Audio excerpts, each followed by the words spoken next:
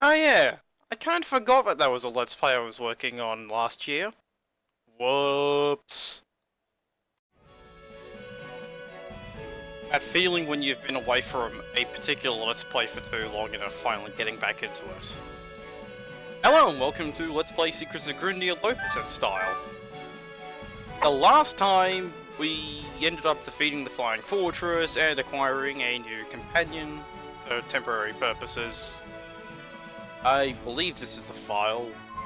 Certainly looks like the character from last time, but it's been a while. And yes, last episode I promised tutorial 2.0. And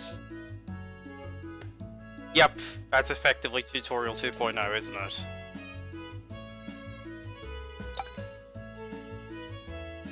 This will keep going on for a while, and this will be a good way of getting back into the game, because what a great ways of getting back into a game you haven't played in a while. Having a tutorial 2.0, or having a Fae follow you around and basically ramble on about things you're probably already familiar with. And yep, Bag's got a good point there, let's get going. I would Mr. Fisher guy, but I can't because low percent forbids me from doing side quests. It does not, however, prevent me from getting secrets and all that. And we'll talk a bit about world design, because 2 years ago this would have been blocked off by a bag text saying that we can't progress this way. We can now progress this way, but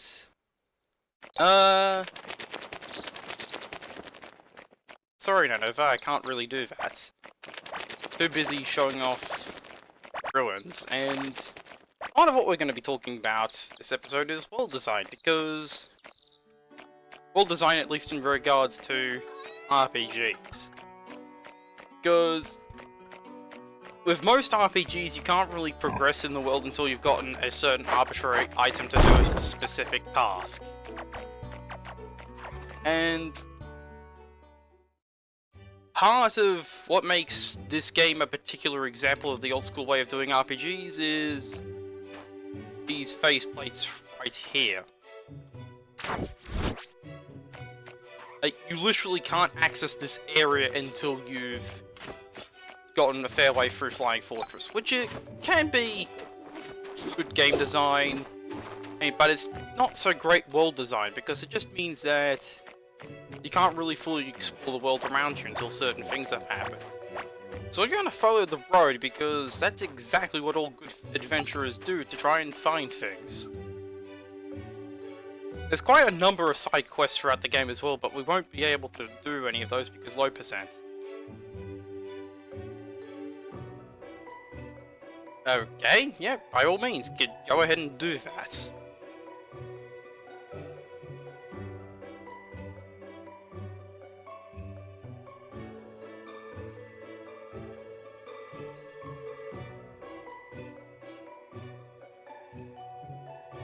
Can't you just wait for your energy to recharge like a human? Actually, wait, that's an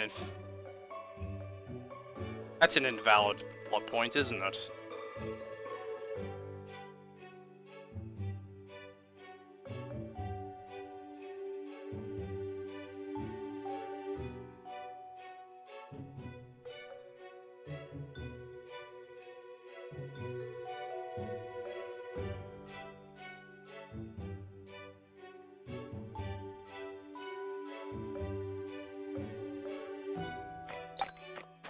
So yeah, and that was another reason why I was waiting to get back into this Let's Play, is because we get a bit of a Christmas section. It is the time for jolly and a Merry Christmas indeed. So how are we going to be spending the season's festivities? We're going to be visiting Santa, who very much does not live in the North Pole for some reason in this world. Or... okay, slight spoilers, Santa isn't here because he's the NPC for a number of side quests in the area. And thanks to the whole spiel on that, Nanova, let's go speak to Mrs. Claus.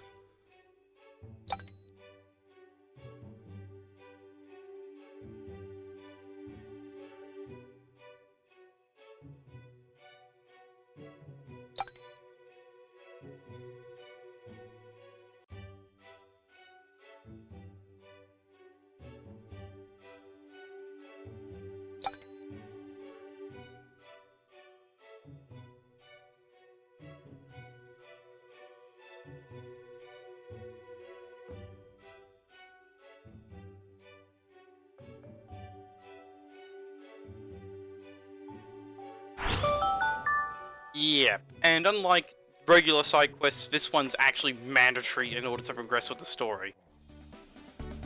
But what's this? No, it doesn't, Luke.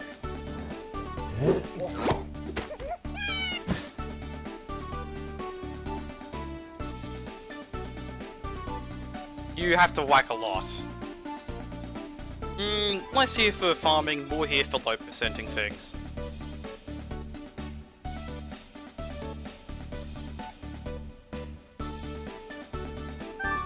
I would appreciate the assistance, I think. Especially since I can't really do anything more than 300 damage, I think.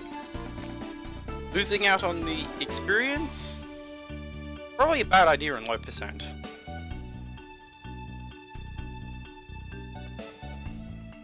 Trashing the entire toy factory means no Christmas presents. We probably won't be getting a card anyway. Very nice combo there.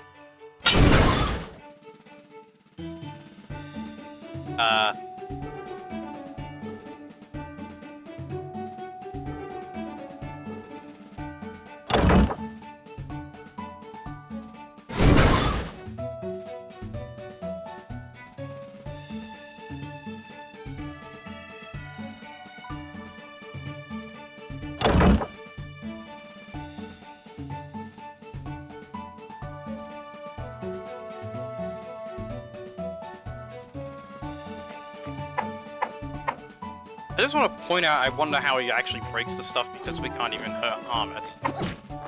Anyway, here comes a mandatory enemy.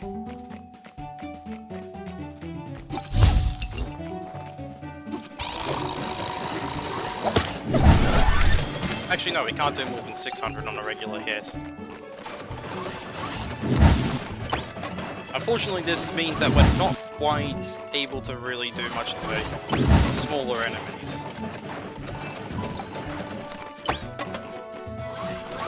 At least we can easily take out the more ranged opponents. But I got a level up, so let's take care of that. So wait, what did I lose 6 talent points from? Yep, overhauls. Let's see.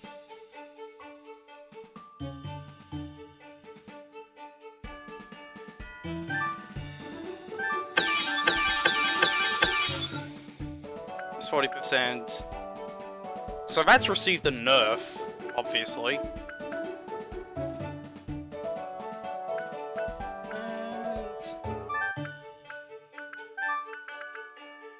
Let's see.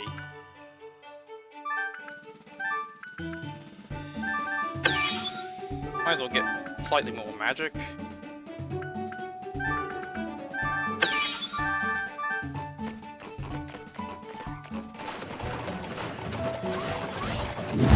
So I haven't played this character in such a long time, I've actually forgotten all the key bindings. What happens when you post videos on having a normal character fighting preview bosses?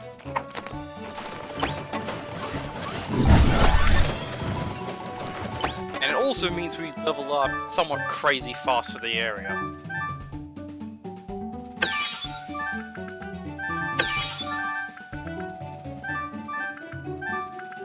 Being low percent.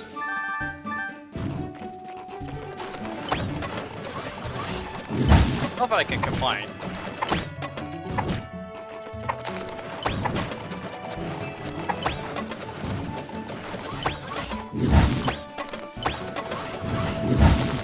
But all this dodging is actually really important practice for the boss that's coming up.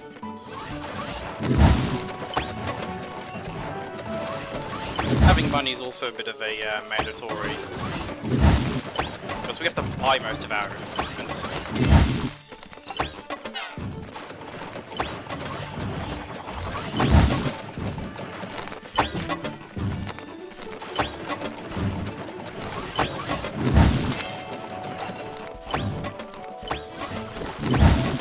And I my first hit.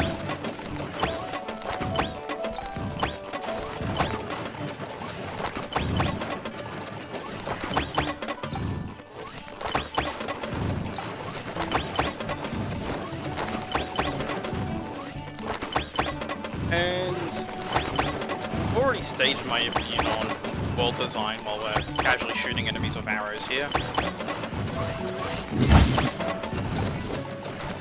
Like, I do know that the most recent Pokemon game, Ultra Sun, Gen 7 had some of the better world design, at least as far as the Pokemon series goes. Which, considering that the game used to have it so that you had a lot of puzzles just to navigate a few routes in the late game stages, the fact that they've made the worlds a lot easier to navigate does make it a lot better, in my mind. Anyway, that's enough of me talking about world design. We got timing-related puzzles. This isn't even a defensive character, please. Oh, and what do you know? Bombs everywhere.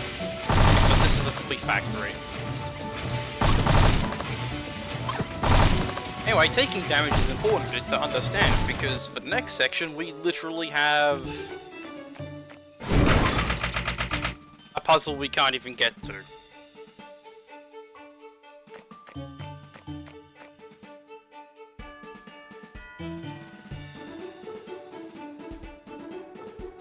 Isn't the point of a trap that it's supposed to kill the person trapped in it?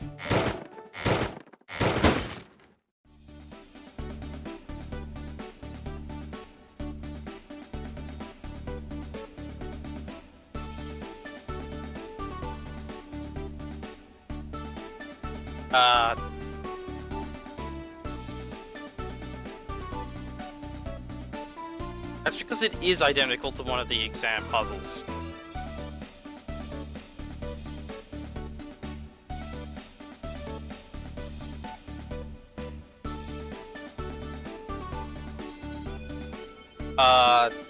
We have a problem.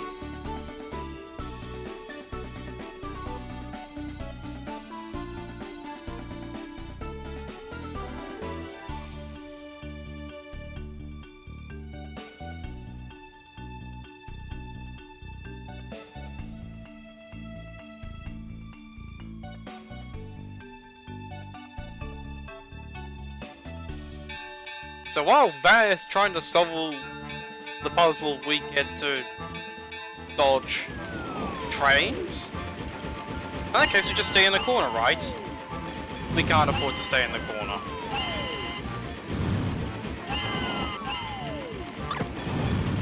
So trains, they hit pretty hard. And as for the masses of bombs, well, I imagine you can figure out that they hurt pretty much as well. But Luke, what are you doing down there?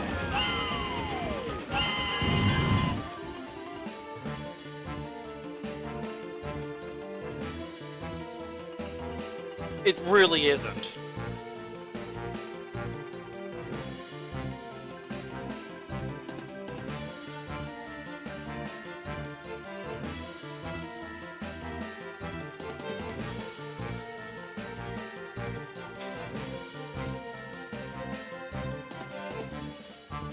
The mental strain Luke must be going through must be so much that his combat effectiveness has been blunted.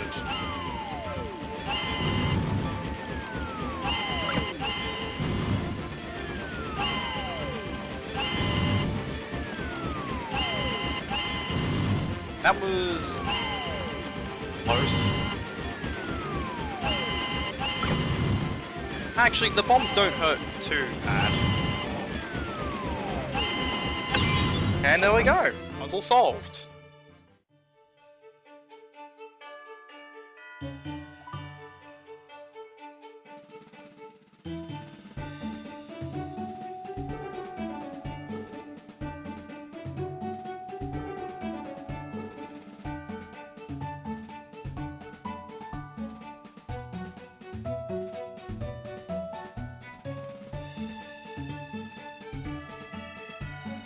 And we can't actually talk to Luke or Nanever past this point.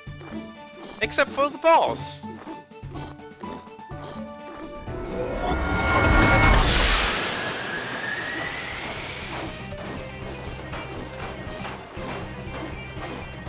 I think that's just logical. I doubt I'm gonna be number 1 as low percent, but whatever you say back, let's do boss fight. Unfortunately, we get healed to full health immediately. Right, the starting of boss fight. I think that's a new change, certainly, and one that's welcome in my mind.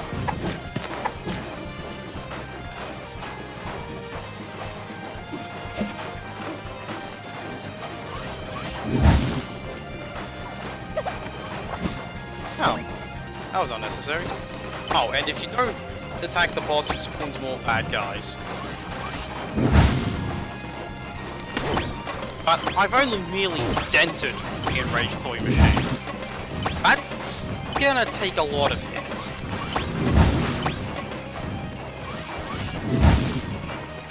And plus we also have to manage the enemies, which I don't know if these drop experience or not. Let's do a little field test, shall we? Doesn't appear as though as if...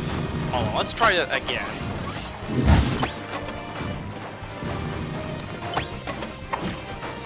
Well, I didn't see the experience bar move, so...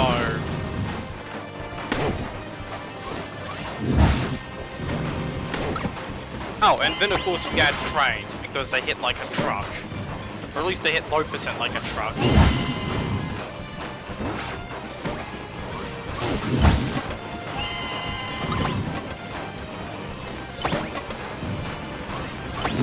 You know, I made a joke about how we were only chipping away at this, but this is ridiculous, don't you think?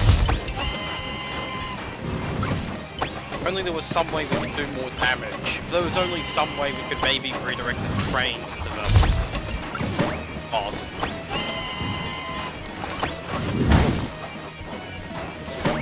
I mean, there's train carts going to it, there must be something we can do with regards to those. Wait, why did the last one just take 999 damage? No, sorry, 9,999 damage.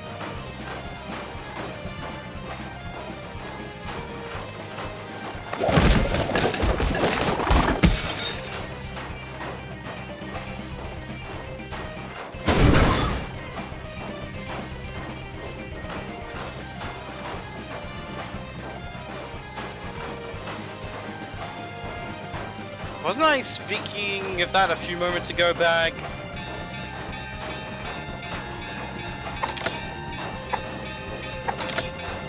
Anyway, there we go, puzzle solved. I mean, just for comparison, look how much I did just then. I failed the puzzle. Oops. Tutorial 2.0, coming back to a game after a while means I'm rusty as all get out, and can't even do puzzles.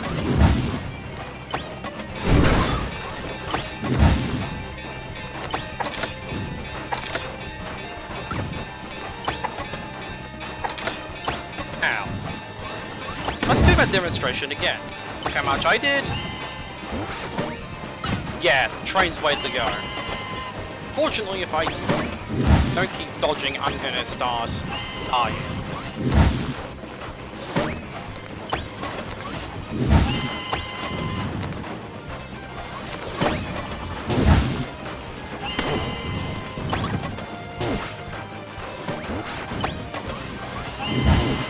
Fortunately, I've kind of forgot about the order in which.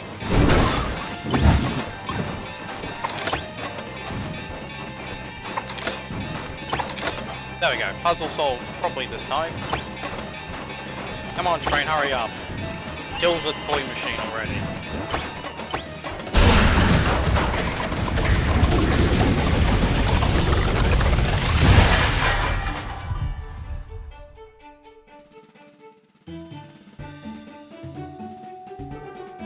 Doesn't get mad when you broke a ton of the first stuff. Just blaming people is exactly what you do on Christmas. And yes, you know, notice Luke's Friday. That will always state the previous day of the week. So if I was playing this on a Monday, you would say Sunday, for instance.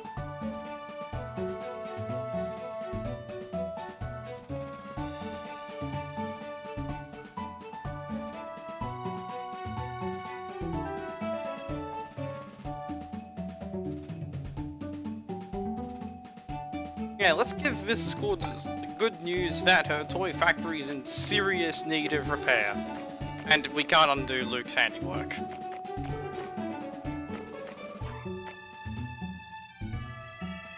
I like how he spent time neatly arranging everything on the floor. That just means he disassembled the boxes as opposed to smashing them apart. Alright, let's go finish the mandatory side quest.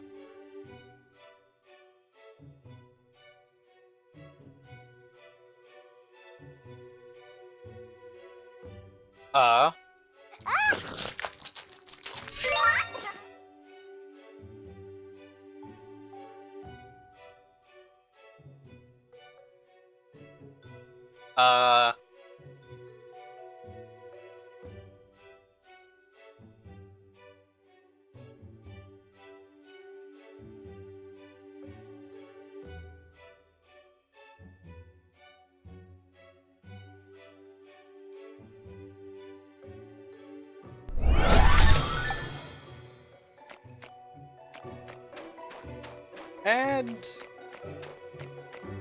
yes, so 3 level ups in total for not doing any grind at all. That's a pretty good outcome.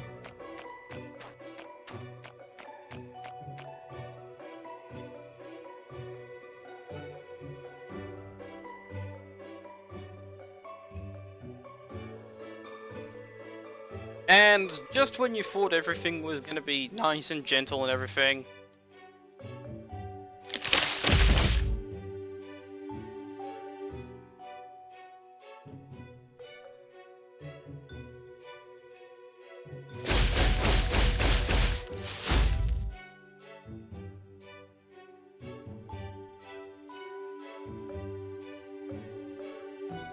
and speaking like a pirate for some reason. And there we go. So, stay tuned for the next episode and have a Merry Christmas. Because the next episode, well, has what I think is the worst part of the game. And I'm not necessarily talking about the dungeon. See you next time.